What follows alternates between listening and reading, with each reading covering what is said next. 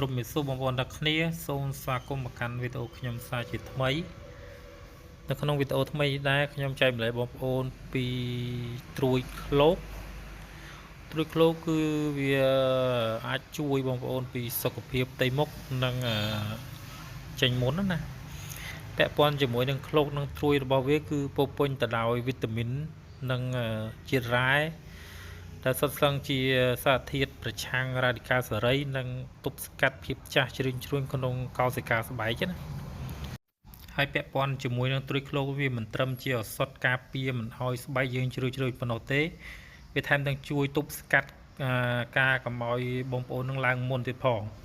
ហើយពាក់ព័ន្ធជាមួយនឹងគ្រឿងផ្សំគឺបងប្អូនយកតែពីរមុខទេគឺត្រួយឃ្លោកហ្នឹងហើយនឹង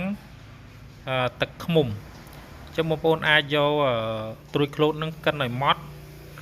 ហើយយកទឹកឃ្មុំកន្លះពែងលាយជាមួយនឹងត្រួយឃ្លោកហ្នឹងលាយឲ្យសព្វណាហើយបងប្អូនបន្តមកទៀតបងប្អូនលាបនឹងរង្វង់មុខហើយបងប្អូនទុកចោលរយៈពេល30នាទីរួចហើយសិមលាងចេញបាទលាងមុខចេញលាងជាមួយនឹងទឹកស្អាតណាបងប្អូនអាចអនុវត្តវិធីនេះគឺ3 ទៅ 4 ដងក្នុងមួយសប្តាហ៍ចឹងបងប្អូននឹងបានស្បែកដោយមិនជ្រួញហើយមុខក៏មិនឡើងមុនដែរហើយបងប្អូនមុននឹងធ្វើវិធីនេះបងប្អូនអាចពិគ្រោះជាមួយគ្រូពេទ្យឲ្យបានច្បាស់លាស់សិនហើយអស់លទ្ធភាពសិនវិធីនេះបងប្អូនអាចសាកល្បងនៅពេលដែលបងប្អូនអត់មានជំរឿនណាអញ្ចឹងអរគុណច្រើនបងប្អូនវីដេអូខ្ញុំមានប៉ុណ្ណឹងទេ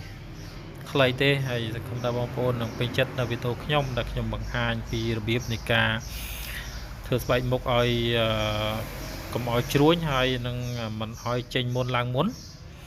បងប្អូនអាចធ្វើវិធីនេះតាមខ្ញុំទេបាទ